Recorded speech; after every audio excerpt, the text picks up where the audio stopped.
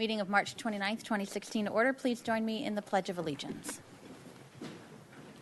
I pledge allegiance to the flag of the United States of America and to the republic for which it stands, one nation, under God, indivisible, with liberty and justice for all.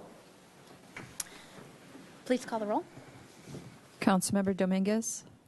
Hart. Hotchkiss. Murillo. Rouse. White. Mayor Schneider. Here. And item number 1. Proclamation declaring March 29, 2016 as Arbor Day.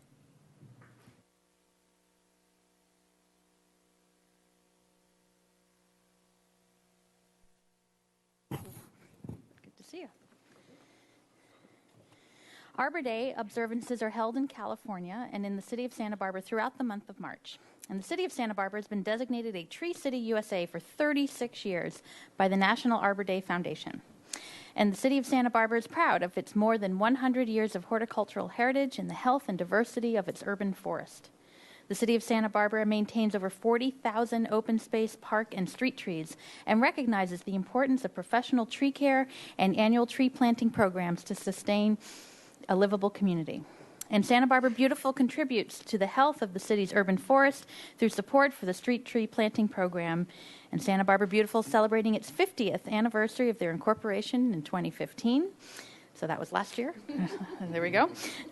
So yay for that. The city of Santa Barbara and Santa Barbara Beautiful collaborate with local elementary schools to plant trees in observance of Arbor Day. So now, therefore, I, Helene Schneider, by virtue of the authority vested in me as mayor of the city of Santa Barbara, California, do hereby acknowledge and proclaim March 29, 2016 as Arbor Day in the city of Santa Barbara and recognize the value that trees provide in enhancing the quality of our lives. And thank you so much for the great partnership that we have here. Congratulations. Thank you. If you'd like to say more.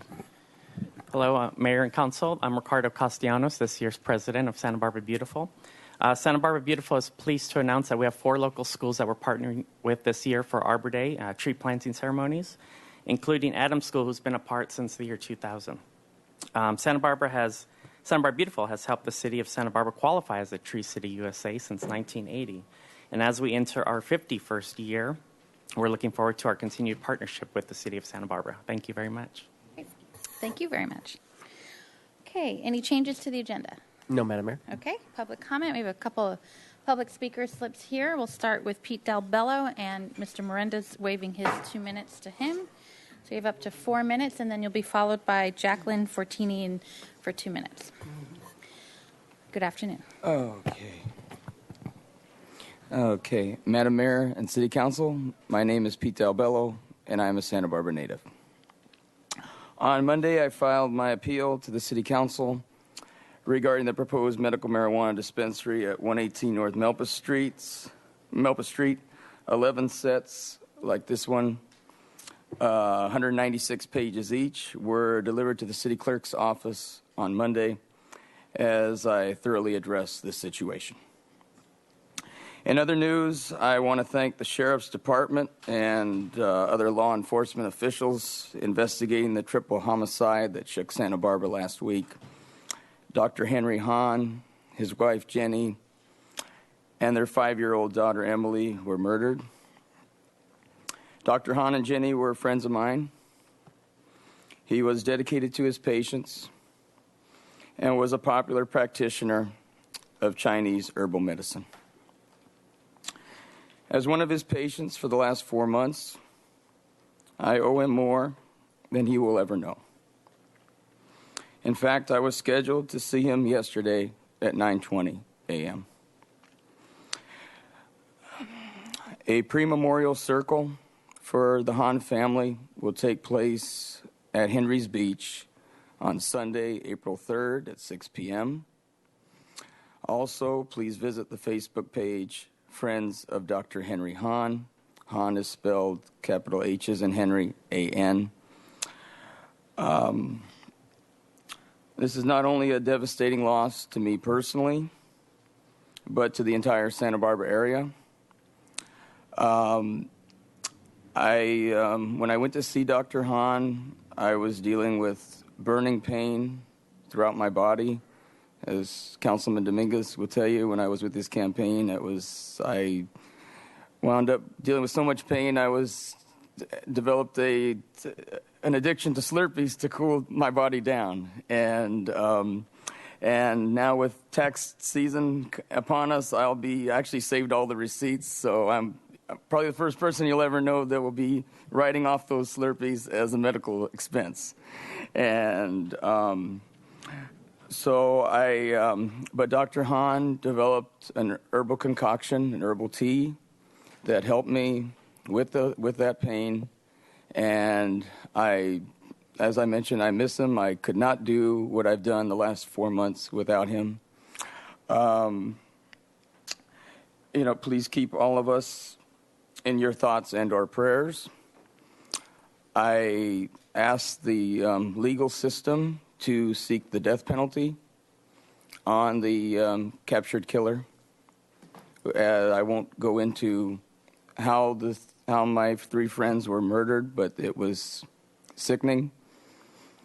And when somebody takes the life of people you know, especially a doctor who was a healer, a true man of the people, who has a loving wife who helped him with patients as an office manager, and a young daughter who unfortunately I did not know, but who everyone I do know that knew her will tell you what a smart, beautiful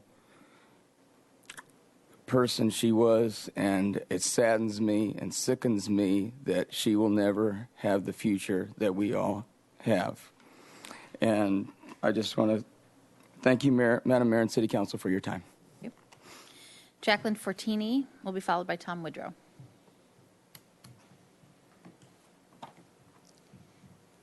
Good afternoon, council members. I represent a company called Bulbin Town. It stands for Back Up Little Businesses in Town. We are a local crowdfunding company. That means that we do crowdfunding for small businesses and for community initiatives. I would like to address the Bicycle Master Plan. I understand that there has been a lot of controversy over this plan, especially having to do with the tearing up of Mitchell Terrena and the funding of this plan. At Bulbin Town, we coach our clients in raising funds for their projects. We have a 78% success rate as opposed to crowdfunding websites like Kickstarter, which has a 40% pass rate or success rate, or Indiegogo that has a 9.8% success rate. We have funded a hydroelectric dam in France. We raised €1 million to do so. And we are partnering with the largest provider of solar energy panels in Europe as well. I would like to reiterate, as many have done before, that Sola Street is still a possibility that would be perhaps safer for bicyclists and easier for bicyclists than Mitchell Terrena. And I would like to propose crowdfunding through Bulbin Town as a possibility to raise the money that would be needed to put traffic lights at that street. And I would also like to propose that perhaps the Bicycle Coalition could act as the project owner of that project in order to do crowdfunding for a bike lane on Sola Street. Thank you. Thank you. Tom Woodrow will be followed by Bernard Unterman.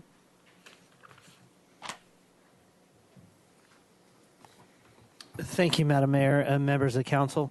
As you know, Tom Woodrow from City Watch, Santa Barbara City Watch. I've had the opportunity to come before you a number of times and talk about the minimum wage. As Tip O'Neill once said, all politics is local, and that surely holds true today. The state of California reached a minimum wage deal the other day, and I think it bodes ill for California. And it bodes ill for Santa Barbara, and you as a council, I think, need to know that. Higher wages don't usually drive companies out of business. They help them attract employees and thrive, unless higher wages are part of a bunch of government mandates that raise business costs without raising productivity. Here in Santa Barbara, we certainly have our share of small businesses that are going to suffer. I continue to be in contact with them, and they have a genuine concern. They operate at very thin and very modest profit margin levels. And, I know Councilmember Rouse owns a restaurant. He can attest to the challenges of being in the hospitality industry and trying to keep up with business and also to continue to retain employees. Unfortunately, the drive for the minimum wage isn't a concern for those who are at the lowest end of the economic spectrum. It's actually quite the opposite. Those are the folks who don't get the jobs when businesses automate or hold off on hiring new people. They change their hiring practices. I know as a business consultant, I've worked with businesses of all shapes and sizes, and they deal with that. It's not that they're selfish. It's not that they're greedy. It's that they want to be able to be profitable. That's the reason they need to be in business, and people move up the economic ladder as they improve their performance. For most people, a minimum wage job is an entry-level job on their way to do something else. So I encourage you as City Council to speak out against that, to talk to your state representatives, our state representatives, and let them know that Santa Barbara is going to be in trouble with a $15 minimum wage. Thank you, Madam Mayor. Bedard Entenmann and Virginia Milhone. Are you Virginia? You're waiving your 2 minutes. Okay, so you have up to 2 minutes, and then we'll have Kenneth Locke. We'll have up to 4 minutes, Mr. Entenmann. Go ahead. Thank you, Madam Mayor and City Council members. So thank you for initiating the process of reconsideration. I think you are now realizing that the information that you were given was insufficient, at times biased, and at times inaccurate. One example, you weren't told that eliminating parking on Mitchell-Torrena will result in more driving, not less.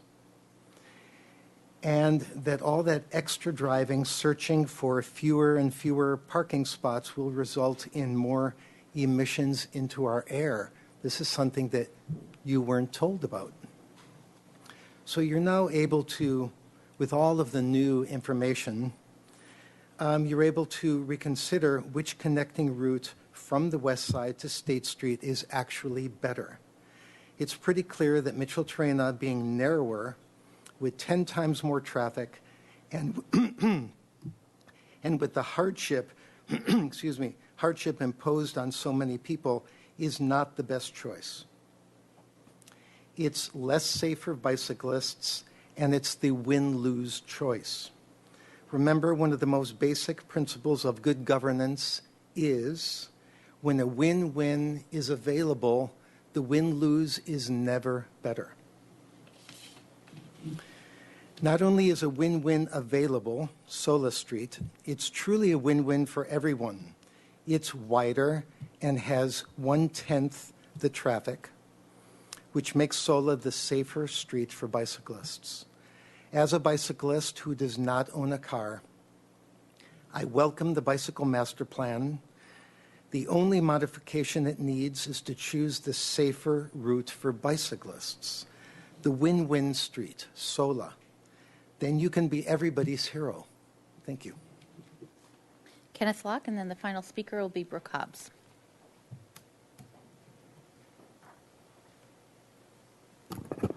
My name is Kenneth Locke. I went before Parks and Rec last time they met and just mentioned my whole tennis-sance, the renaissance of tennis, the mind-body exercise of tennis, the holistic health practice.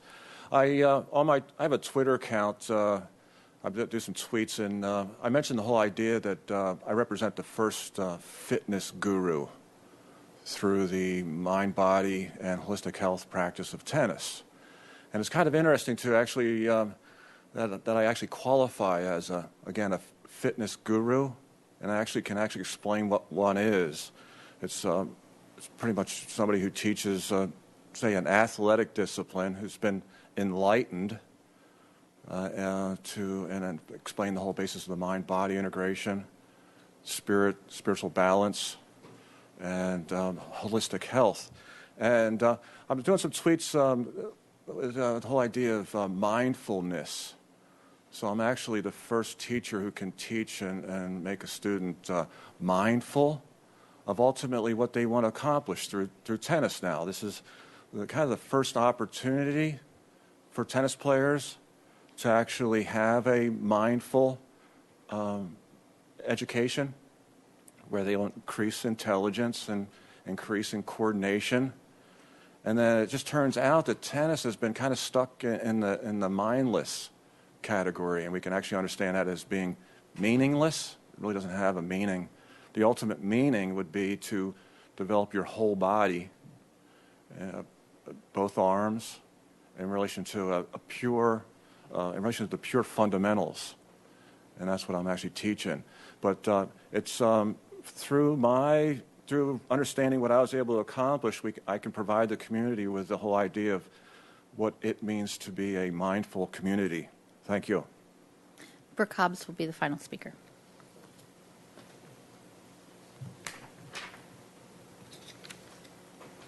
Good afternoon, council members and Madam Mayor. My name is Brooke Hobbs, and I am the Outreach and Event Coordinator at Conflict Solutions Center. I'm here to formally invite you to our groundbreaking event on April 21st at 9 a.m. to 4 p.m. We are hosting the Restorative Community Network Symposium at the First United Methodist Church. I've distributed our flyers to you, which has details about contacting us so that you can register. This symposium brings together stakeholders from different disciplines such as law enforcement, the district attorney's office, nonprofits, youth and family service providers, school officials, and foundation members. We are coming together to listen and discuss the ways in which our community could better serve our youth through a restorative lens. The first part of our day will be filled with identifying the gaps in our services and programs, as well as learning about restorative approaches used by our keynote speaker, Dr. David Ragland, during the recent conflict in Ferguson, Missouri. The afternoon session is comprised of individual breakout groups where we share ways in which we can better implement restorative practices in each of our disciplines and collaborate with the other disciplines to establish an action plan. I hope that you can make it to our exciting event. Your knowledge and expertise would be greatly appreciated. Thank you. Thank you. Okay, that concludes public comment. We move on to the consent calendar, and there's some items to read. Item 2, adoption of municipal code amendment to allow the combination of discrete water, sewer, and refuse services onto one utility bill, recommending that council adopt by reading of title only. An ordinance of the Council of the City of Santa Barbara amending Section 716320, billing and collection of the Santa Barbara Municipal Code to allow the city at its own discretion to join discrete water, sewer, and or refuse accounts when the discrete accounts contain corresponding customer identification information and corresponding service locations. Item 3, approval of extension for the South Coast Energy Efficiency Partnership Agreement, recommending that council introduce and subsequently adopt by reading of title only an ordinance of the Council of the City of Santa Barbara authorizing the Public Works Director to execute a third amendment to the 2010 to 2015 Energy Partnership Agreement between Southern California Edison, the Southern California Gas Company, and the City of Santa Barbara to cover the 2016 transition period. Item 4, records destruction for Police Department, recommending that council adopt by reading of title only a resolution of the Council of the City of Santa Barbara relating to the destruction of records held by the Police Department. Item 5, waterfront household hazardous waste grant, including recommendation A, that council adopt by reading of title only a resolution of the Council of the City of Santa Barbara authorizing the waterfront director to submit an application to the California Department of Resources, Recycling, and Recovery, Cal Recycle, for all household hazardous waste grants for which the City of Santa Barbara Waterfront Department is eligible. And item 6, authorization for the allocation of the city's share of Transportation Development Act funds for bicycle and pedestrian projects, recommending that council adopt by reading of title only a resolution of the Council of the City of Santa Barbara authorizing the filing of a claim with the Santa Barbara County Association of Governments for allocation of $73,143 in Transportation Development Act funds for fiscal year 2017. Thank you. Without further objection, we'll waive further reading. We do have a speaker slip request for item 9. Are there any other items that need to be pulled? Okay. Item 9, if you could read item 9. Appropriation of funds for payment of attorney's fees and damages related to Deborah Corral, trustee, versus the City of Santa Barbara. Thank you. Mr. Woodrow?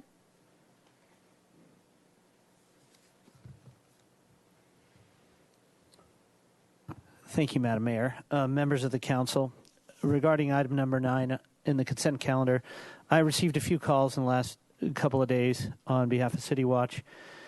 Obviously, $500,000 is no small sum of money, and some people say city staff made a mistake, and this is the price we're paying, and other people say it's a case of no good deed goes unpunished, and that staff tried to accommodate the plaintiff, and we ended up in a tough situation due to a lawsuit. So I guess it's just not enough. I don't know enough about it, neither does my steering committee, to understand who's at fault. It just seemed like a fair amount of money, $500,000, and I don't know whether or not you're allowed to say anything since there's a settlement there, but it just has been noticed, and I thought I'd let you know, and if there's any way, I know our city attorney isn't here to comment on this, so, but if there is any way to get some visibility into that, I think at least our organization would appreciate it. Thanks. Thank you. We do have a city attorney here. Mr. Hart, did you want to? Yeah, I think it is. It's a significant amount of money, and it's a painful item. So I think it probably does bear a little bit more explanation. If the city attorney would help with Ms. that. Connect. Yeah, thank you, Madam Mayor and Councilman Hart. Tava Osterner is here. She's ready to discuss it, as well as Andrew Steffler. Great. Go ahead. Good afternoon, Madam Mayor, Council. This lawsuit derived from a long-standing code enforcement case that was at 336 Anacapa Street. There were building code violations and zoning code violations that needed to be abated through a building permit. A building permit was eventually obtained by the property owner. During the course of construction, the Building and Safety Department noted that the construction had gone beyond the scope of the permit, and at that time a stop work order was placed on the property while staff decided what to do. At that time, it was determined that with the property owner that the best course of action would be to revoke the permit and have them get a new permit that would encompass the entire scope of work that was now being done.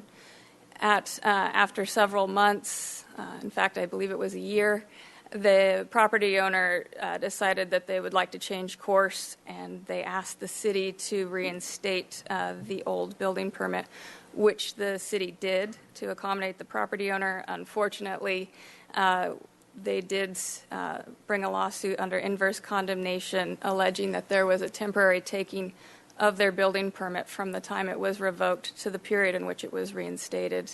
The city went to trial and unfortunately was found liable for the temporary taking.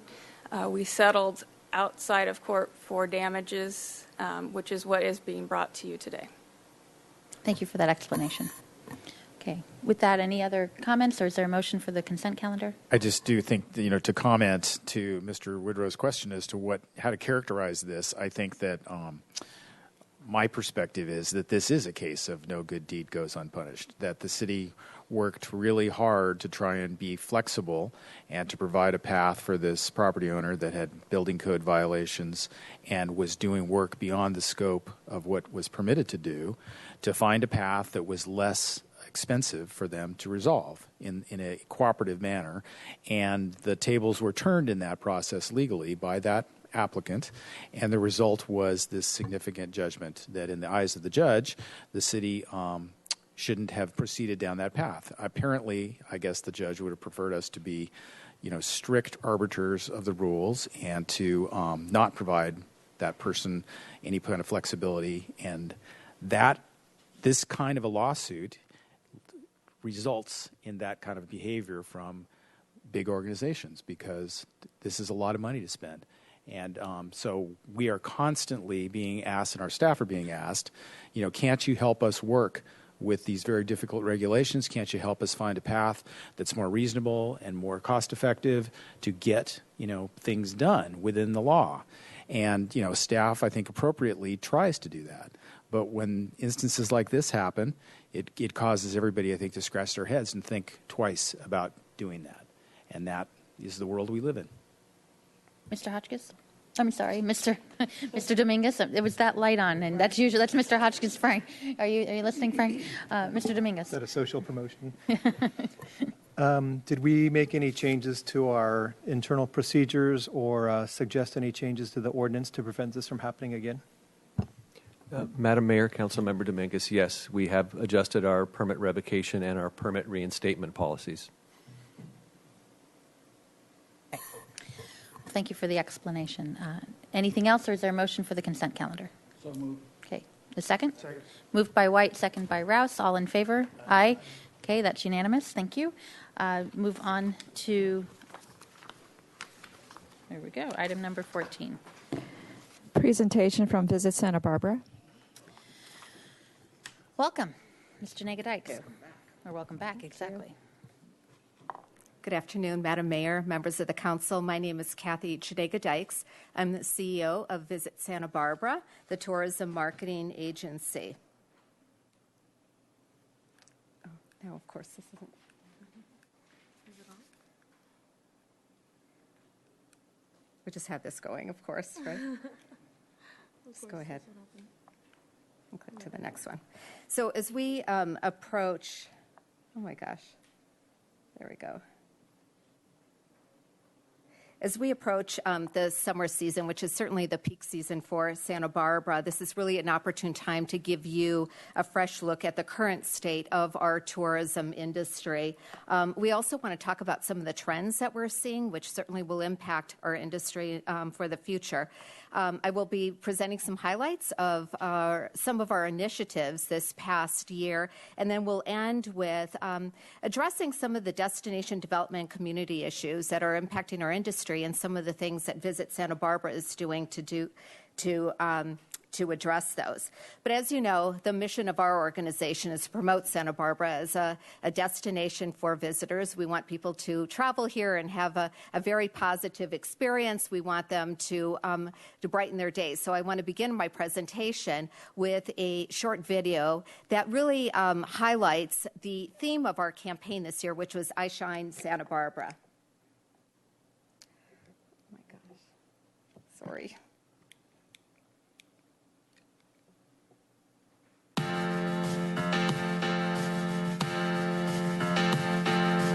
Where do we really go when we get away?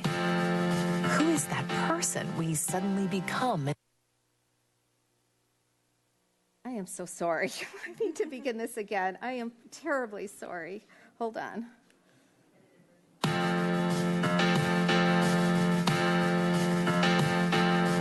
Where do we really go when we get away? Who is that person we suddenly become in this place of wonder? Here, the happier you, the one who smiles brightly, the one who loves intensely and laughs uncontrollably, comes out like the sun from behind the clouds. To visit Santa Barbara is to visit the bright side in all of us. It can brighten our lives in many ways. See, we are not stirred by a singular interest or defined by one trait, nor can one trait define Santa Barbara. Here, a sip of local wine is a tiny celebration of life, and our tour's debut or chef's amuse-bouche make our eyes light up. Culture is not just a mural or our architecture, but interactions. Interactions with our friendly artisans, hoteliers, artists, and farmers. And the mountains, the sea, and the sun. They call out to us every day to get out and explore. Yes, what brightens one's day may differ, yet one thing remains constant. Santa Barbara, a place whose own light cannot be contained or limited, whose light permeates every corner you'll explore, every place you'll stay, and the friendly people you'll meet along the way. So come visit Santa Barbara and visit that wonderful place inside us. We all want to stay.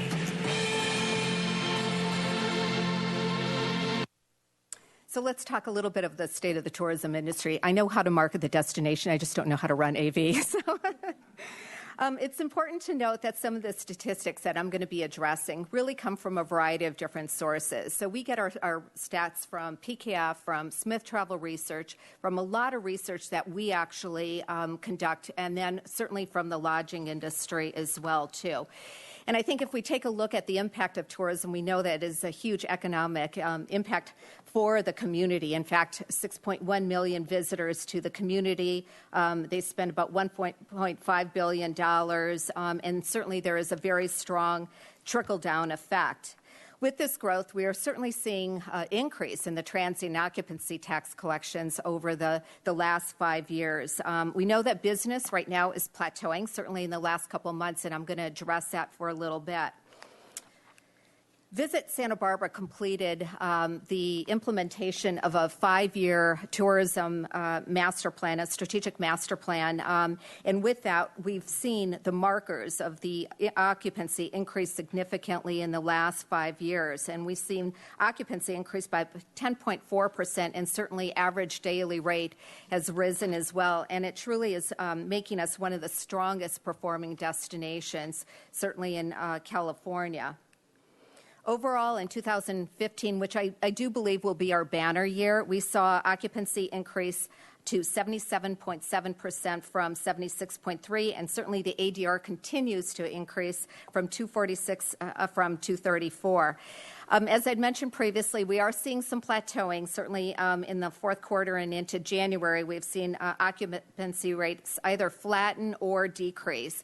And there's a number of reasons, and we are actually analyzing that quite a bit. We've also seen in the last, certainly quarter, more rain for Santa Barbara. We all know that this is a weather-driven community, and with that rain has also brought a lot of snow in the ski destinations, and our customers have had some pent-up demand to travel to those destinations, and that has, of course, impacting our occupancy. We've seen a little bit of pushback from our customers with our rate, and then we still don't know what the impact of certainly the sharing economy has made on our lodging industry. But the good news is February was up. We saw about a 4% increase in occupancy and about a 3.1% increase in ADR. And right now, before we begin writing our plan for fiscal year 16-17, we really need to take a look at really the trends that are impacting our industry and how our marketing plan needs to be shaped to address those. This is really the year of the American traveler. U.S. dollar is strong, the unemployment is low, and certainly low gas prices.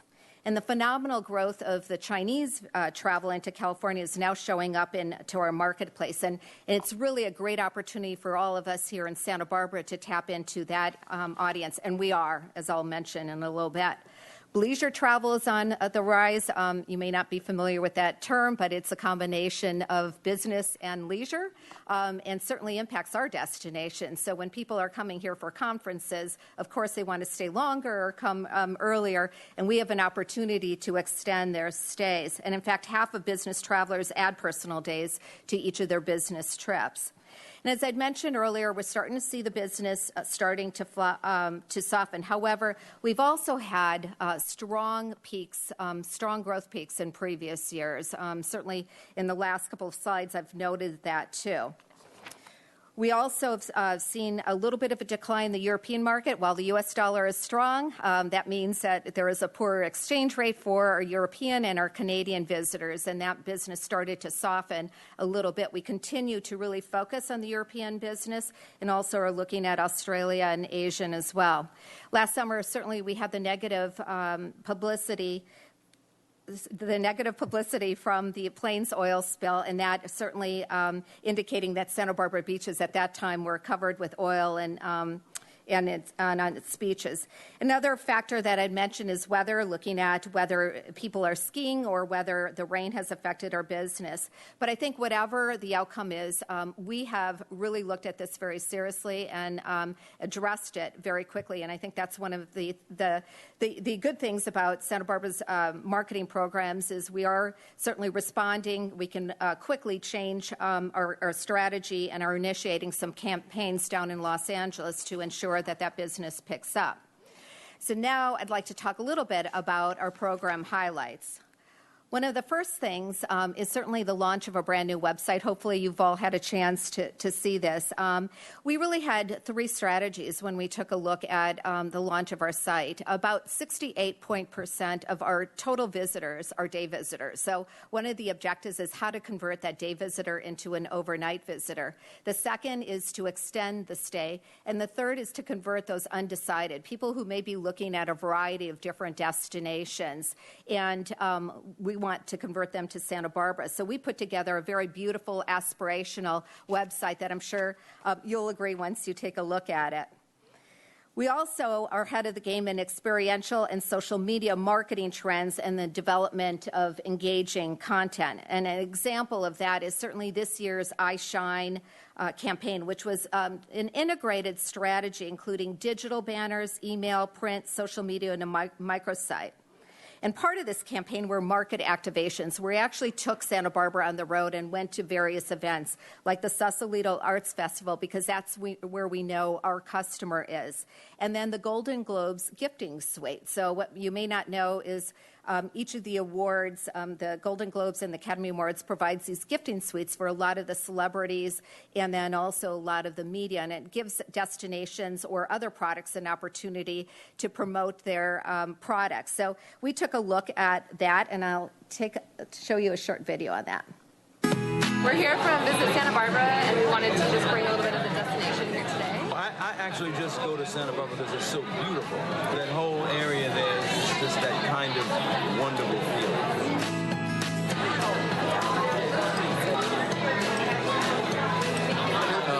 We love Santa Barbara. Love it. Yeah. We actually fell in love that trip. It's not Napa and it's not Malibu. It's kind of its own vibe.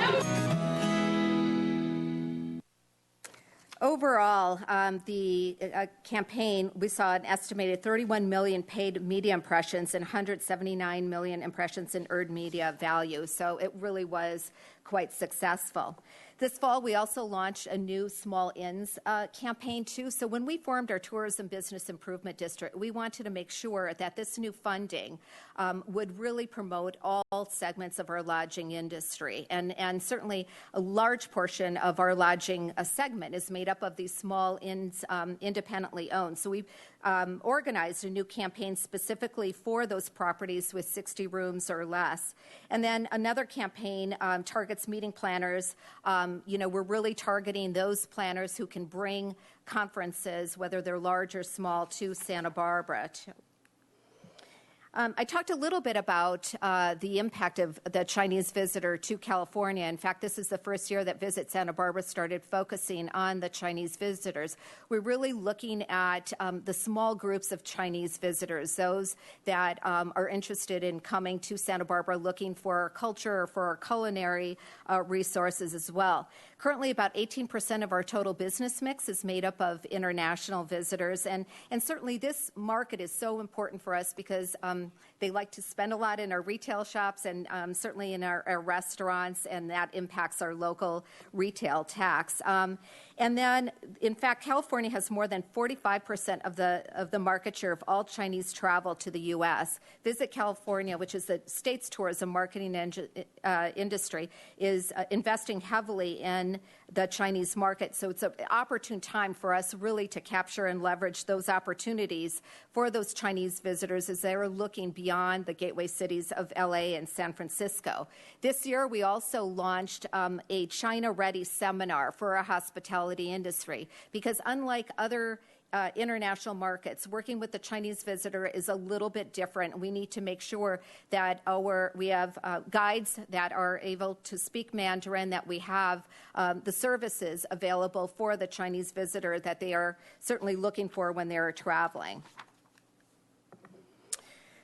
We also created a 4-episode social media series that profiled the lives of 3 locals who shared their passion for their craft in Santa Barbara. And through this emotive storytelling and rich media content, this campaign was really designed to aim to inspire, teach, and entertain. And the campaign was successful, generating about 1.6 million impressions. I'm going to show you a little example of that. Well, maybe not. There we go.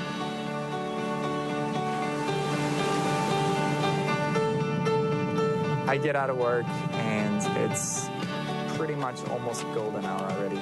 So a lot of days of the week, if I don't have other plans, I will just grab my camera and I will go. I don't think I could ever live somewhere that was flat. I love the hills. There must be mountains and ocean. This town happens to be awesome and I'm in love with it. I think one of the things that really makes the atmosphere unique here in Rossini Family Vineyards is the people that we have working here. You know, we are family owned and operated, and then we have some really wonderful people that we've hired on. Once you come into our tasting room, you know, we want you to fall in love with Santa Barbara. There's no other place in Santa Barbara like this. For some reason, this is a magical place. That's what I hear from all the people that come here. I mean, as soon as they walk through that door, they enter into a different world.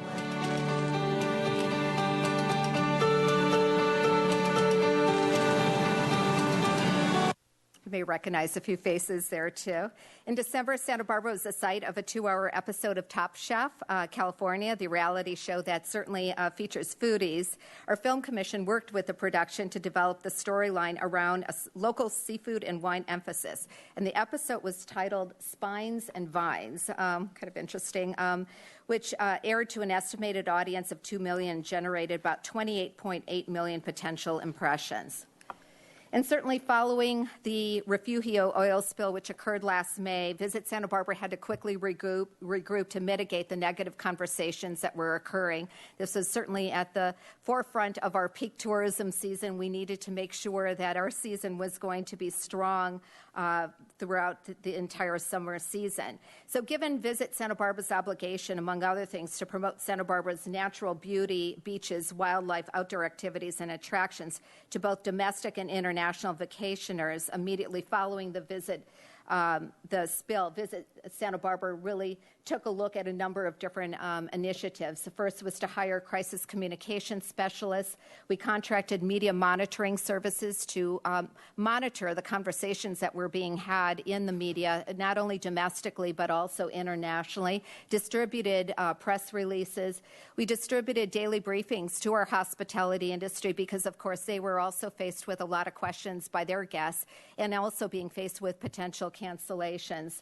Communication with all of our clients, whether they are international tour operators, domestic tour operators, meeting planners, or the media. We hosted a number of different journalists and tour operators so they could see personally that our beaches were not affected and certainly attended the press conferences. In the past few years, one of our most notable successes, I think community-wide, has been the arrival of cruise ships to our harbor. And these arrivals, as we all know, have been given a noticeable boost in business to our restaurants, retail businesses, and tour operators.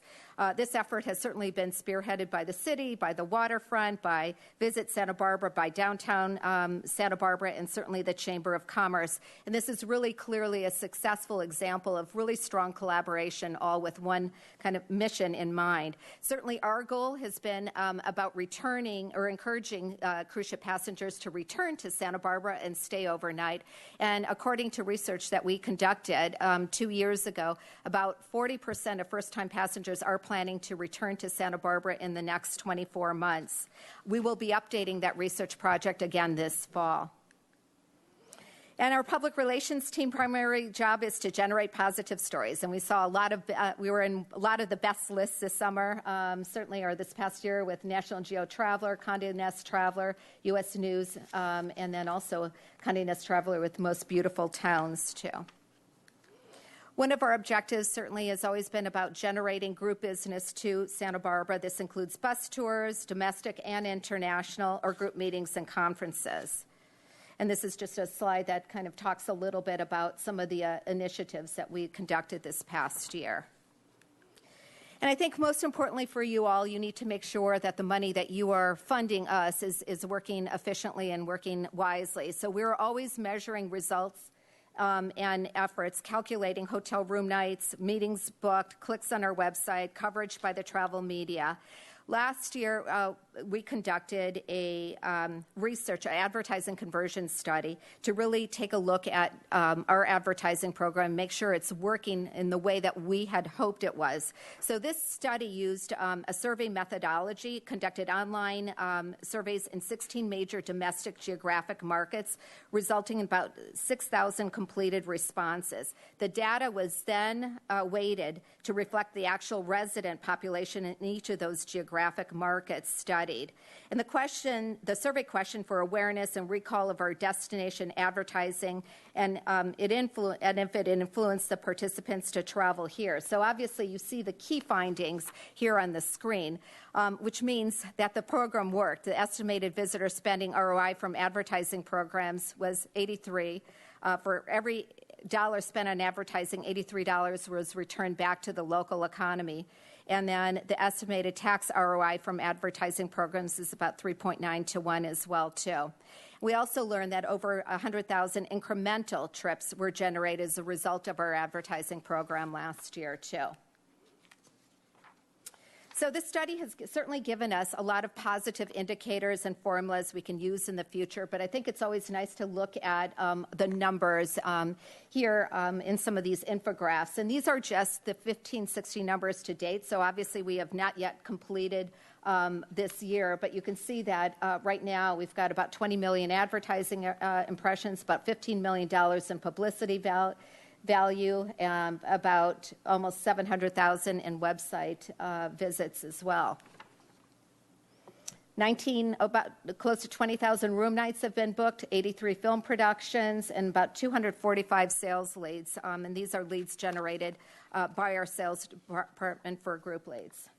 And our social media strategy is, of course, one of our key initiatives, and this gives you an idea of our outreach. And we have about 300,000 engaged users across all of our social platforms right now, which is actually very strong. In fact, we measure ourselves against our comp set. With the exception of some of the bigger gateway cities, we are far exceeding some of our competitors. So finally, I'd like to close with just a brief look at our Visit Santa Barbara's efforts to be active and a good community partner. And with the majority of Visit Santa Barbara dollars spent on marketing our destination, we frequently support and fund programs that generate economic and lifestyle benefits to our community. And our board and our staff are very involved in this community and very interested in collaboration.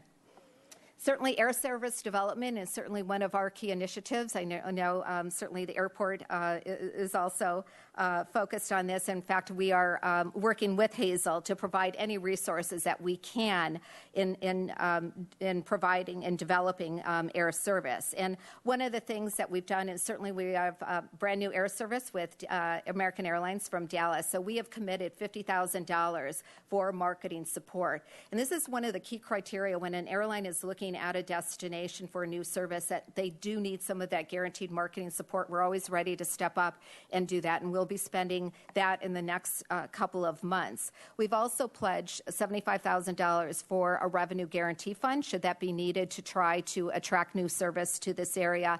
And we're working with other key stakeholders, such as the Chamber of Commerce, both in Goleta as well as Santa Barbara, to really focus on this much-needed effort, too.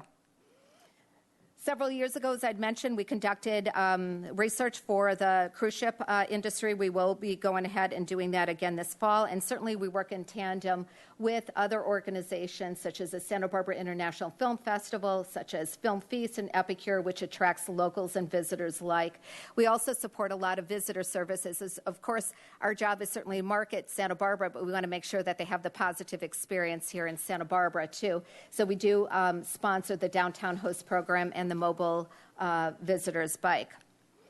So I'm really pleased to have the opportunity to be active in projects certainly like these that benefit our community. And I do thank you all for your ongoing support. I know you understand the importance of tourism to our community, and I appreciate all of your assistance as well. Well, thank you.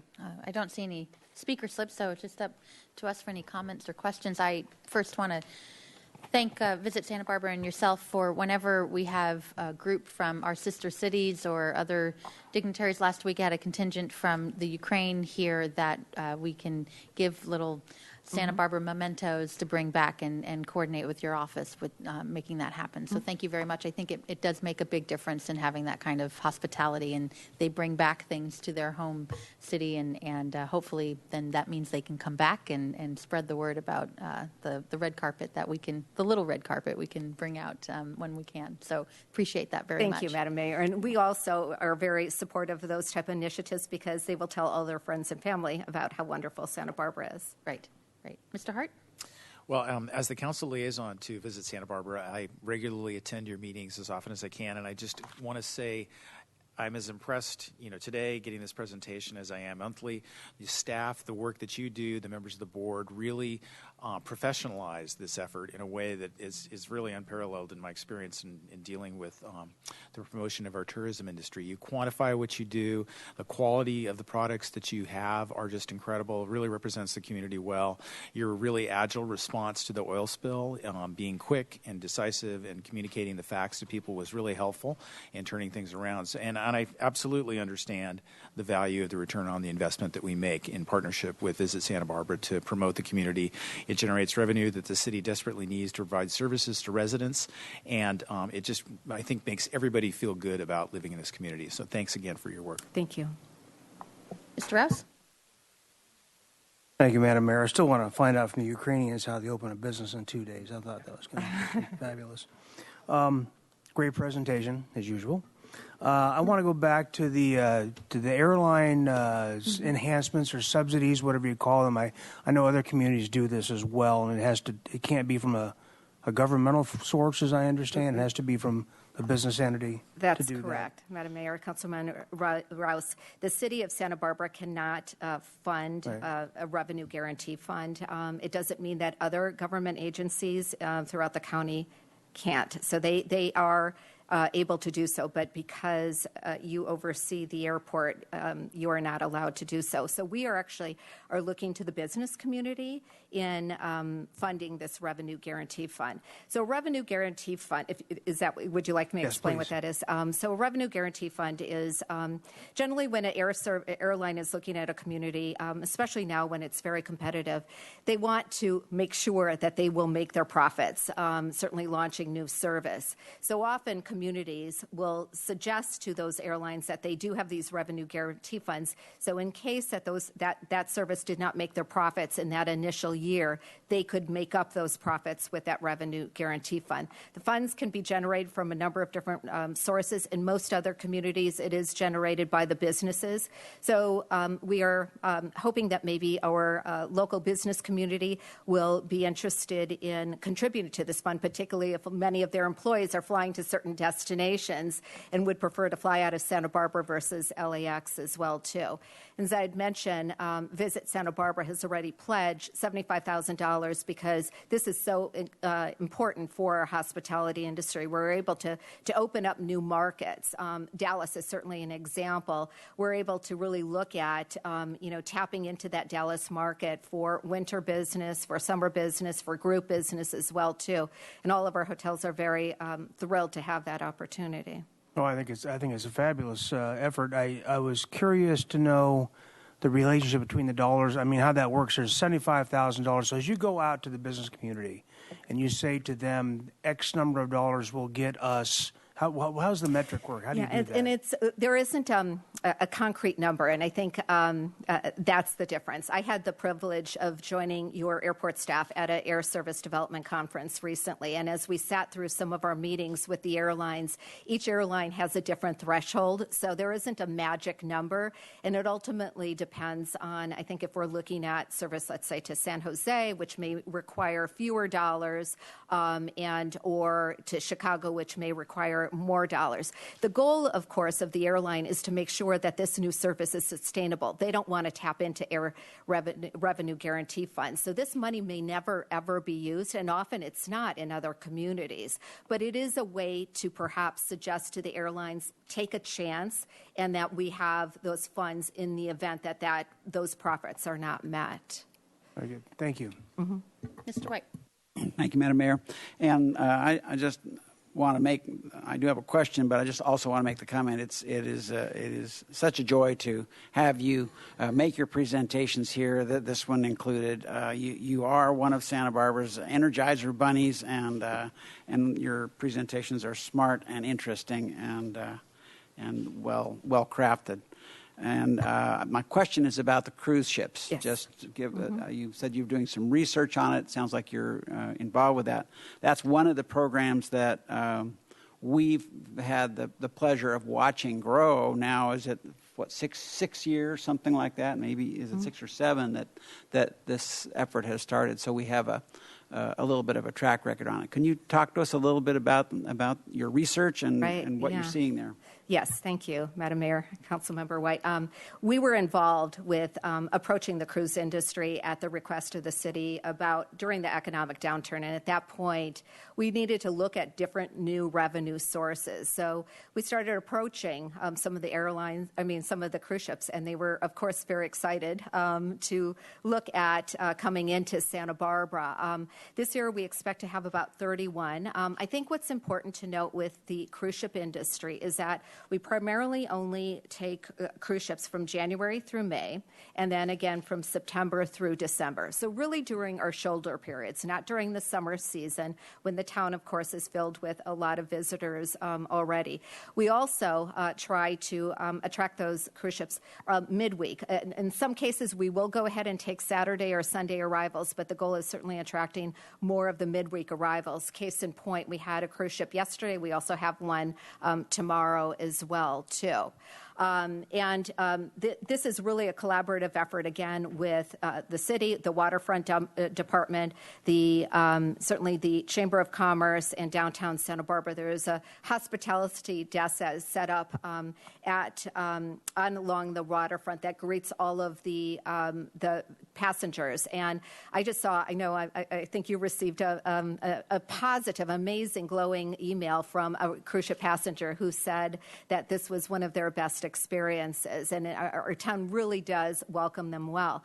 From a financial point of view, of course, it's important to note that, or to learn of how much money they're spending and whether, again, from our point of view, whether they plan to return. And from our point of view, again, we're looking at this from a marketing point of view. In the publicity-wise, Santa Barbara is mentioned in all of these cruise ship itineraries.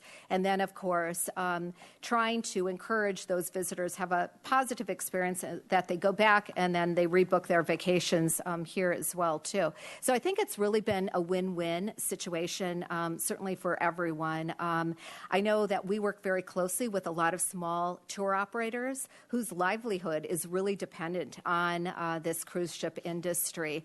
And one of our objectives at Visit Santa Barbara, we actually attend an annual cruise ship show along with a regional association. So there is a Western U.S.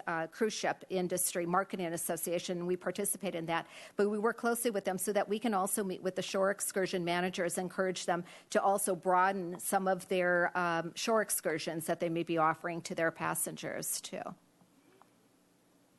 How you can fit that much information so clearly into a couple of minutes is amazing. Thank you. Thank you. Great. Thank you very much, Thank as you. always. Really appreciate it. Great. Okay, that leads us to item number 15. Police Department update. Great. Welcome, Chief Crumbach.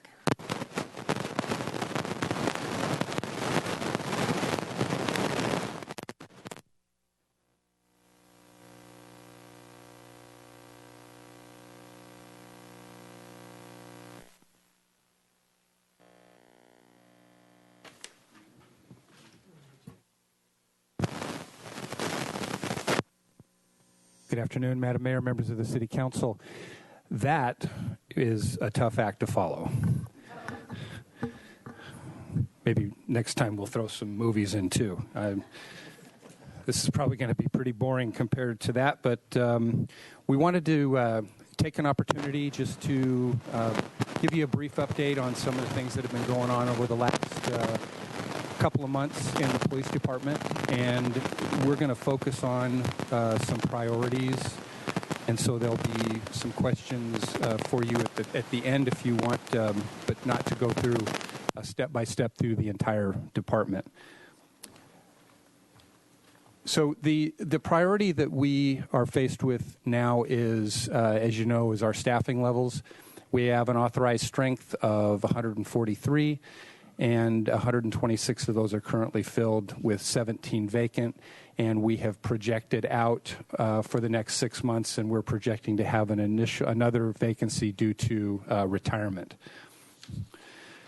So some of the creative things that the team has done in terms of recruiting is we have a full-page advertisement in the PORAC magazine. That's the Peace Officers Research Association of California.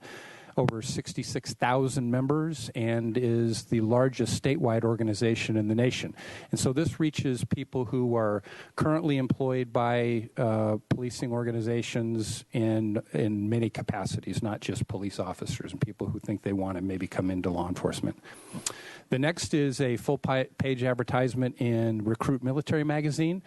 This is a magazine that is circulated to military installations around the nation and abroad, focusing on those folks who are going to be discharged and reintegrate into the civilian world, and hopefully we can attract some folks from there.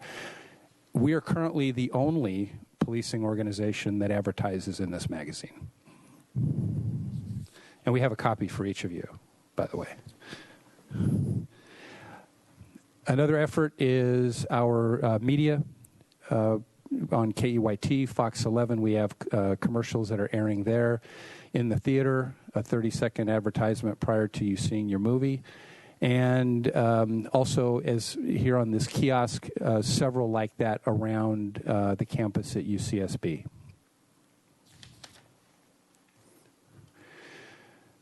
So what we have currently are 4 officers in the final phase of field training. They're going to be wrapping up that training, and they'll be deployed into the field. So that's going to be some immediate relief on patrol. We have 4 cadets who are going to be graduating next Friday from the Ventura County Police and Sheriff's Academy. And we have 9 cadets that will be entering in the academy on April 11th. So our recruiting folks over there in administrative services have been very, very busy, but very productive, as you can see.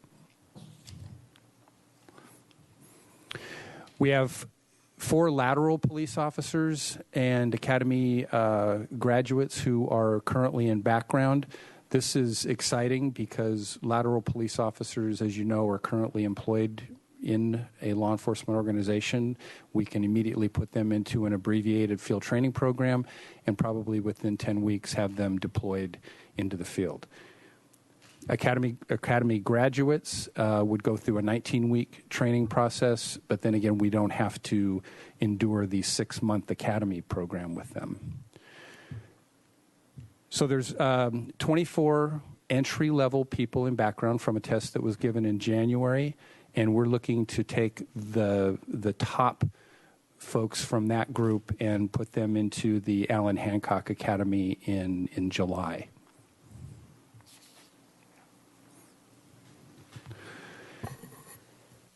So on Friday, if you were out driving about, you saw some very enthusiastic, about 105 to be exact, people running around the park down by the Cabrillo softball fields. They were taking the physical agility test after passing the written.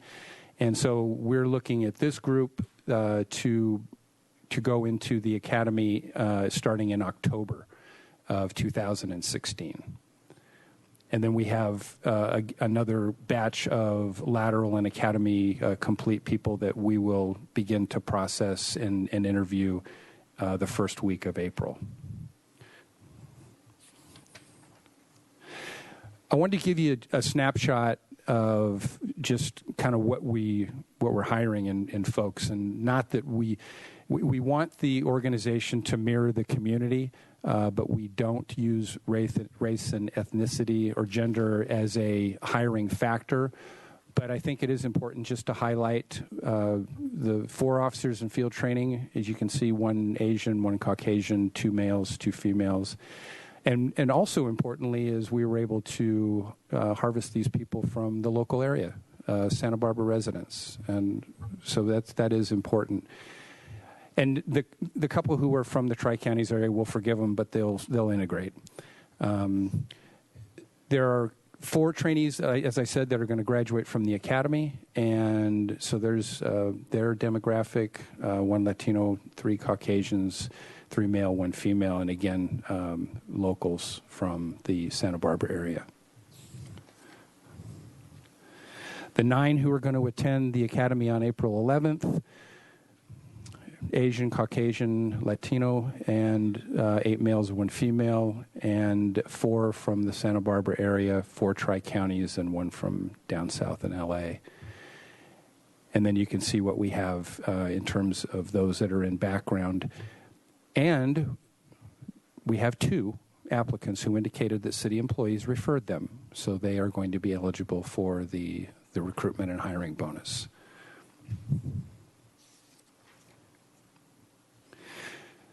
Well, we always focus on the cops, but there's a whole lot of other folks behind the scene that make the machine run, and we're working to get those positions filled as well.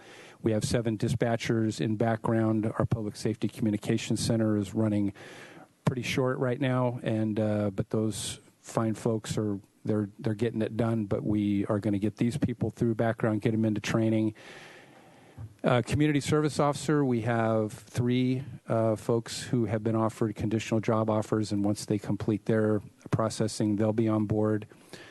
We had a new crime lab tech start yesterday. We have a new property and evidence specialist will be on April 4th. And our SNAP program, thanks to our great partners in human resources, they're opening recruitment for those student neighborhood assistance program positions. So in patrol, this will give you just a kind of an idea. If the patrol division is fully staffed, there's 57 officers. Currently, we have 47. And then you can see in those specialty teams where we have traffic and then criminal impact, nighttime enforcement, gang suppression, tactical patrol force, those folks are everybody felt the pain organizationally by pulling back and being able to fully staff a patrol function. Well, at least to where we can get people out there in the field. So we're kind of at a critical mass right now, but that just gives you an idea of how they're situated around the department.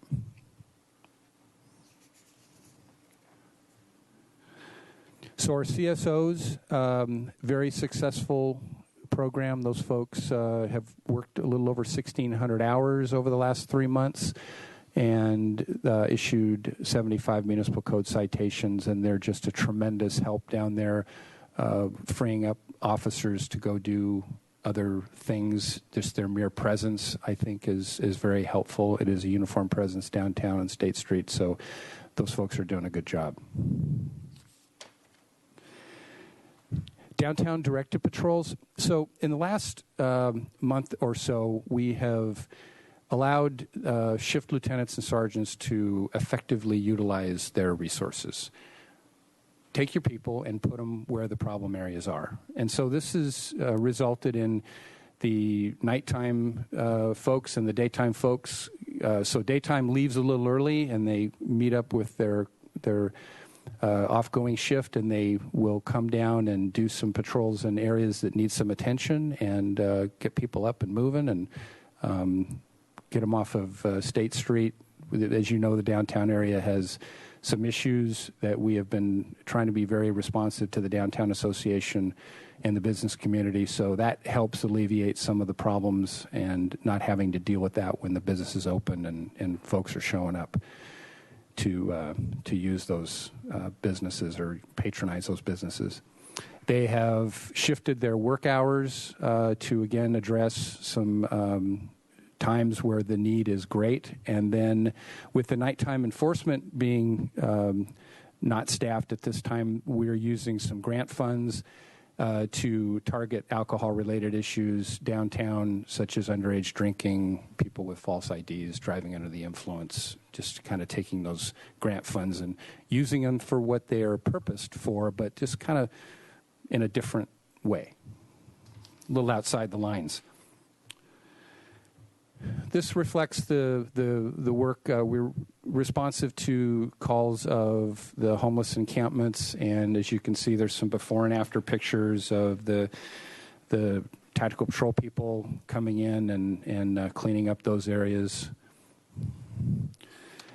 And then kind of along with that, I really thought it was important to highlight some restorative efforts and some success stories here.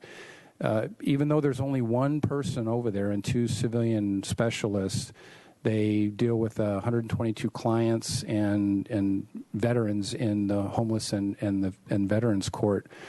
But there's some pretty cool stories here with, we have a guy who had 24 criminal charges. He was a parolee. He was homeless upon release and kind of a frequent flyer with the folks downtown. And the restorative program was able to get him back reunified with his family in Oklahoma, where he is going to participate in a residential treatment program.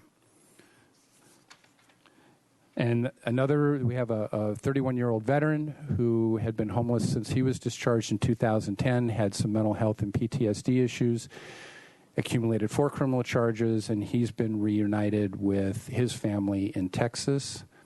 And then a 59-year-old parolee who we have gotten sheltered and is now at Casa Esperanza. So I think that to highlight that it's not just the suppression and enforcement efforts, but there is some good work done by those folks as well. Adrian Gutierrez, our beat coordinator on the Lower East Side, is going to do a Spanish Language Citizens Academy beginning April 7th through the May 26th at Franklin Elementary. Would encourage anybody who is interested in attending from that neighborhood to please contact Officer Gutierrez and get enrolled. So we'll go into investigations, and this lad here is a guy who, up on Upper State Street, attempted to hijack a 55-year-old female who was coming out of a medical facility, dragged her out of her car. Fortunately, a bystander and good witness intervened and helped chase him off, but we were able to obtain DNA, his DNA, from the victim, and were able to identify him. And he's also wanted in the city of Los Angeles and Alhambra for crimes, so he is currently being sought, but is a good example of the use of science and technology to quickly identify this person. Another case to highlight was the kidnapping of 2 Mexican nationals in Mexico, but the kidnappers contacted the mother who lived in Santa Barbara and demanded a ransom or that they would be harmed. So the mom contacted Santa Barbara PD. Our detective contacted the Mexican consulate, Mexican authorities in the city of Los Angeles and also in Mexico, and through the coordination of efforts was able to identify where the victims were being held. They were rescued, the suspects arrested, and everything came out safe. But it really highlights a great collaborative and cooperative effort that we have with international teams and solving crime. Some successful prosecutions. This guy was arrested for a serious sexual assault in October. He was also charged with one in 2014. He pled guilty and was sentenced to 32 years. And this was a celebrated case, the Kelly Hunt gang execution. We have one suspect being sentenced to life without parole, and then he also admitted to another assault with a deadly weapon, a shooting that occurred a couple weeks prior to the homicide, and then the other co-criminal there is going to be sentenced next month. This gives you just a snapshot of what the investigative division looks like. There's 5 positions that are currently being vacant. Those folks have been reassigned to patrol to staff the basic function. There's a couple out injured and one on modified duty And now that we have our new lab tech on board, we have been using the Sheriff's Department, and the Sheriff Brown's been very kind in assisting us with processing evidence. And now that we have our person back, we'll be able to carry on with that.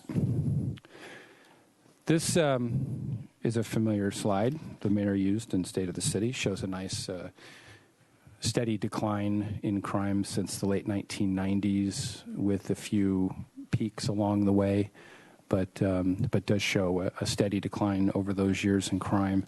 And then wanted to throw in a couple of other slides just to show that we're just pretty much on track where we are with crime. I don't want to bore you with a bunch of statistics, but there's kind of the numbers. There's, I think, in terms of fluctuation, and that there's so many influences on crime, socioeconomic influences, and I'm always cautious as a police chief not to take credit for reductions in crime, because I don't want to be taking the blame when they go up. But again, until I can really, in terms of evidence-based results, point to things and say that this was the cause for the increase or the reduction.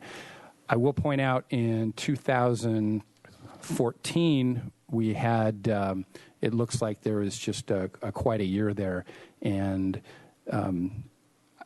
I can't take credit for that either. I wasn't here, but that was when the organization developed the criminal impact team. That was the officers and sergeant that were dedicated to monitor and target key offenders as a result of Assembly Bill 109, when they were released from prison and then under the supervision of local authorities versus state parole.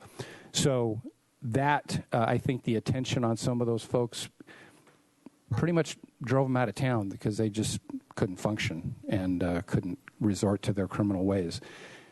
Well, then you can see we had to dismantle that because of staffing, and then so things tick back up.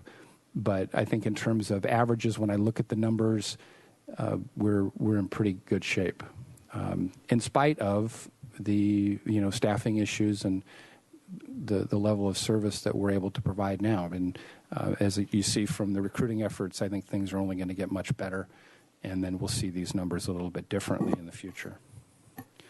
And with that, I will open it for questions. Thank you. We do have a public comment speaker slip. Why don't we go right to that, and then we'll bring it to council. Ms. Guerrero? Yes. You have 2 minutes here at the podium. I'm a local. My name is Ms. Guerrero, and thank you for the 2 minutes. This is addressed to the chief. Actually, you need to address us, but yes. Yeah, go well, ahead. okay. Well, this is addressed to you, then, the mayor and the city council. For the last 2 years, I've had problems not with theft, because the theft is down, but I've had problems with crime. I've had identity theft, I've had threats, and I've had civil disobedience from neighbors and landlords entering my apartment. I've moved out of the area code 93105, which is the San Roque area. It's an area that has a lot of homeless. It also has an area where there are small mom and pop landowners that go into people's residence without giving them 24-hour notice. We have neighbors who lie about who they are and have people living there so that you can't work. You can't have your livelihood is affected. I moved out of the area in September 2015. I moved out so that I could work with the sheriffs, because there is a lack of community liaison with the community. I support the police department here. I support the mayor. I support the city council people here. What I do not support is walking in to the community service when you walk into the police department and someone like me has to report a crime, and the only way I can do it is by form. I cannot get someone to come out to my home. I'm told by the records clerks that I can't speak to a policeman. I'm told by the the interim police officer's secretary, and I'm not blaming him. I'm really glad this is a good opportunity to bring it up, because it's the city administrator who hires the police chief. And this is an opportune time for me to speak, because I've lived here my whole life, and I have to have civil discourse, because I've worked for the university for 16 years. After I retired and I had to stay home, and I had things happen to me that had to do with crime, it was not about items, it was not about things that have to do with people who come from out of town. This is not the American Riviera. This is where I live. This is my home. It can be marketed any way you want it to be marketed. But as far as I'm concerned, I support the police 100%. I do not support the way you come into the lobby and there's no customer service. Thank you. At all, and it needs to be addressed. Okay. And this is the kindest way I can say it. Thank you. Thank you very much for coming and letting us know. Okay, it's to the council. Mr. Rouse. Thank you, Madam Mayor. A couple of comments, a couple of questions. Good presentation, Chief. I've also seen the TV ads, and I think they look very effective. It looks well done. Questions on the SNAP, on the timeline. You say the recruitment just opened for SNAP. What is clearly that's probably not as long of a process as trying to get somebody ready for being a police officer, going to the academy. What's the timeline on that? Trying to get fully staffed on SNAP. I know there's some neighbors up there that are very interested in this subject. Right. We're going to roll this out and hire a couple of people initially, and then do a pilot around the Mesa neighborhood. And before we roll this out, we really think that doing it incrementally is the wise choice. So by the time we have these people identified, get them on board and get them trained, you're absolutely right. They don't have to go through this lengthy background. I think it's aggressive, but I think we can have someone out there by the summer and have them doing the noise ordinance enforcement around that area. And then depending on the success, then we will begin to expand the program and work out from that. Great. Well, I know they're listening, so. That's I don't want to overpromise, but it's aggressive, but we'll make it happen. And you mentioned that Officer Gutierrez is beat coordinator. Is he the one beat coordinator currently, or if so, are we planning to repopulate all the beat coordinator positions when we have the available personnel? Yes, sir. We have two, Adrian and Brian Kerr, and Adrian works the east side, Brian has the west side. We really ideally would have 6, 1 per beat, and those are the community contacts for the organization on a neighborhood level. So those really are a priority to be reinstated. Okay, very good. And then the last question, on one of the very first slides, you talked about 143 authorized, and I may or may not be remembering this right. Weren't we at 145, or aren't we at 145 authorized for sworn? Maybe Officer Harwood might know. Maybe we're counting the chief and police chief with assistant. Madam Mayor and Councilman Rouse, I remember that there had been discussion about making it 144, but I don't know if that became a permanent decision. I kind of remember 145 too, and that might include the chief and the deputy chief, but you might want to double check that. We'll look into that number and get back to you. Yeah, thank you. Thank you, Chief. Thank you. Dominguez. Thank you for the report. We had a chance to speak earlier, and my concerns were just compared to 2014, and I'm glad to see, I'm kind of glad to see that it's not an anomaly compared to earlier years like 2011 when it was much higher. And violent crimes up, although the year to date I was able to attend the CompStat meeting and hear some of the statistics in your department, and I know for the year to date that's a little bit of an anomaly because there was one incident where I think it entered with 6 different crimes because it was all at one place and the way the court coded the crime. So that 2016 number is a lot higher than it is out on the street. So I'm glad to hear that too, and I'm encouraged that all the recruitment efforts seem to be going really well. So thank you for your efforts and doubling down on that. Thank you. Mr. Hart. Yeah, I just want to echo Councilmember Dominguez's point about recruitment. That it really is job number one because if you don't have the people, you can't deliver the service. And really appreciate that the new fresh eyes you brought into this and the increased focus. It's obviously paying results already, and we're just looking forward to more of that. And want to thank you too, also, just for your willingness to meet with people and to reach out to folks in the community.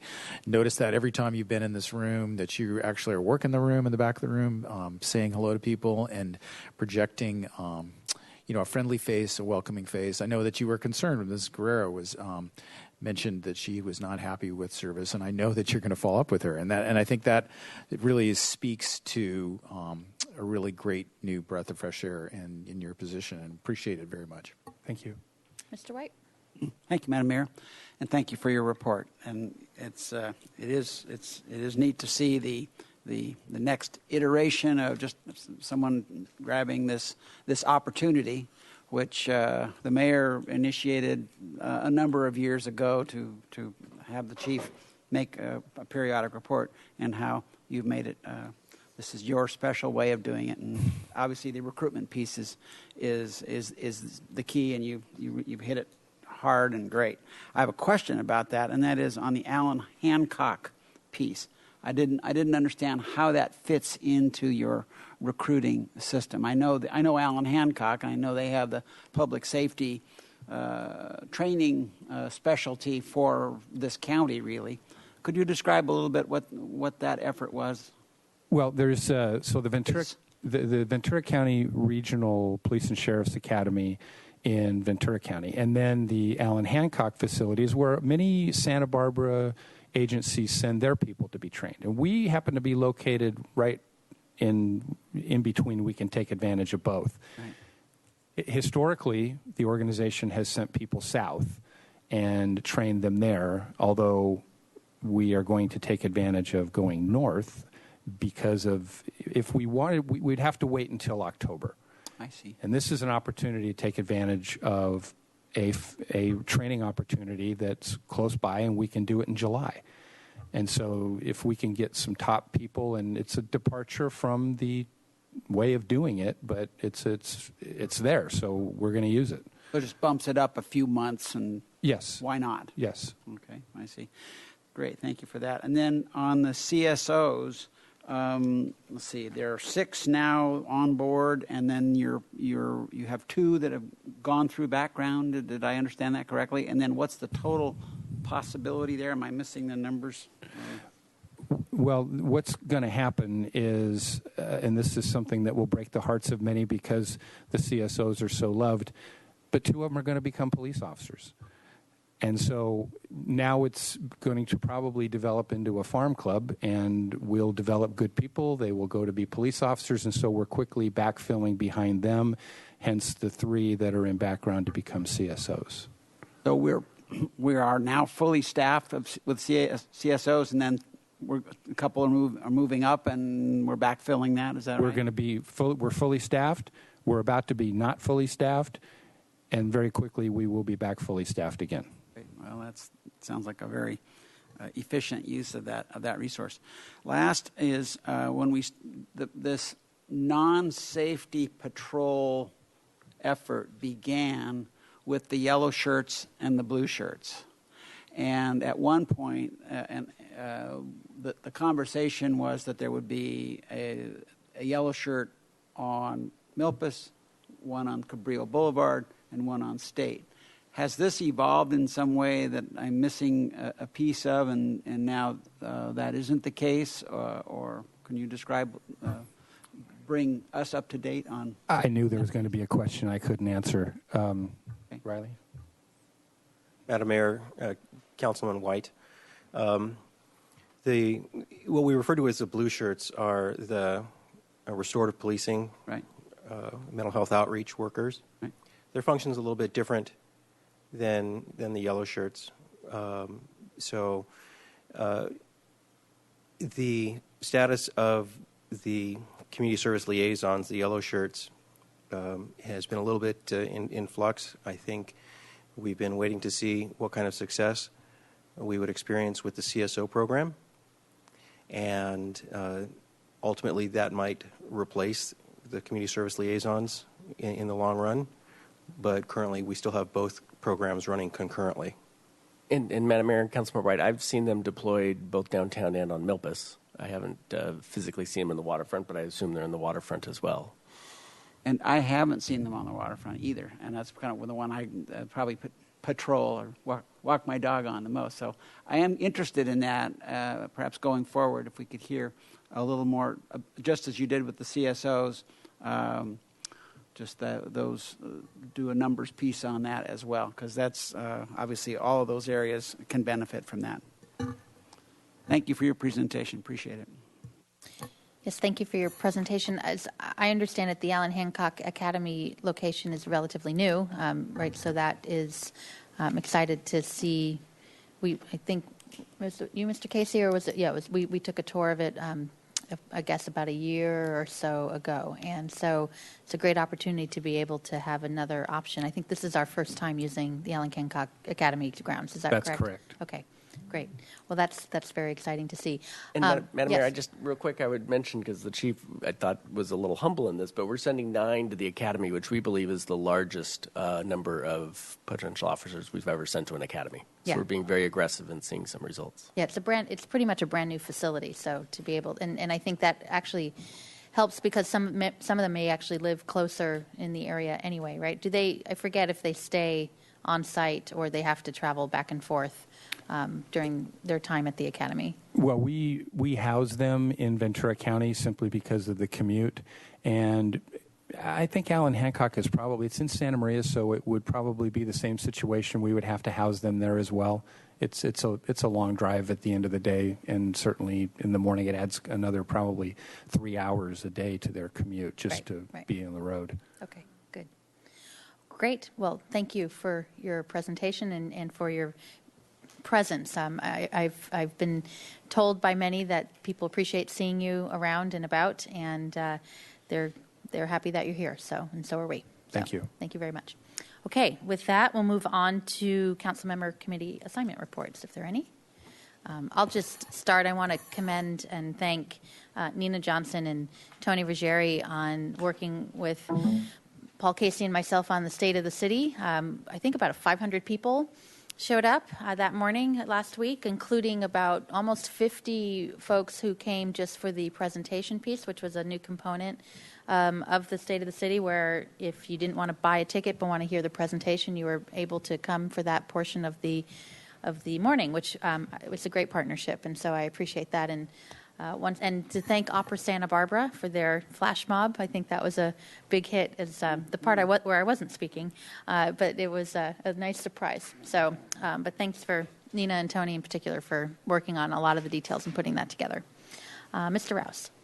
Thank you, Madam Mayor. Last Friday, I went to the status presentation, I'll call it, of the Cabrillo Bridge. Saw the finishing of the mountainside, absolutely beautiful sidewalk and rail work. A lot of the local merchants, which I was wondering how that was going to go, were actually very pleased with the amount of outreach and cooperation from the city and as much accommodation as was physically possible for that whole project. So it's going along well, and I think they're on schedule, and hopefully someday they'll be able to turn left onto Stearns Wharf again, and those merchants will be happy. Great. Mr. White. Thank you, Madam Mayor. I attended the Kachuma Operation and Maintenance Board meeting yesterday, and there was a series of nuts and bolts pieces there, just infrastructure issues, just exactly like the ones we're dealing with. This is a 65-year-old system that's needing great big pieces to be replaced, and we've gotten to see that with both our water and wastewater system. So this is kind of the cousin of that. And then the steelhead mitigation effort that the board manages at this point is really it's really quite something. And obviously in this drought, it's quite something to think that this region is managing the steelhead population, and the steelhead population isn't doing that well. But there is, count them, one steelhead that has laid eggs so far this year that we have seen. That certainly isn't the number of steelhead there.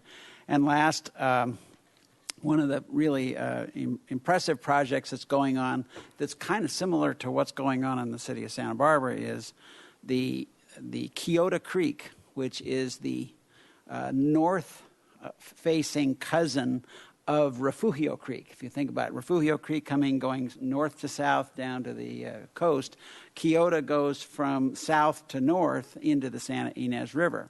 And first of all, I'm impressed. I know that I've taken it from time to time. It is really the third way that people can get over the Santa Ynez Range. There's 101, there's 154, and there's Refugio. And that road is getting a series of bridges across it to replace so-called summer crossings. And those summer crossings impair steelhead progress. And so there's this similar kind of funding happening on those where an enormous grant comes in relative to the bridges aren't anything like what we're doing, but they're in the hundreds of thousands, let's say $500,000 to between $500,000 and $1 million each. And a series of those is going in, each one of which gives the steelhead one more piece of reach of creek that it can use. So those are going on. I think that we're at something like number 3 or 4 with a total of 6 in the works. So, Mr. Hart. A couple of weeks ago, I attended the Beacon meeting, and that agency is trying to really kind of revamp its mission and expand the services that it make available to local governments in the South Coast and in Ventura County. They have not had a dues increase from member agencies in a number of years, so they're going to be sending a letter to the city requesting some additional compensation for the work. And I believe they're also intending to come and make a presentation about the new expanded services that they're going to be providing local agencies as part of that request. Great. Okay. We have Cesar Chavez Day, and the City Hall will be closed on Thursday for anyone listening because it's as a holiday, and we do not have a council meeting next week, so we'll be back here on April 12th, and we are adjourned. Thank you very much.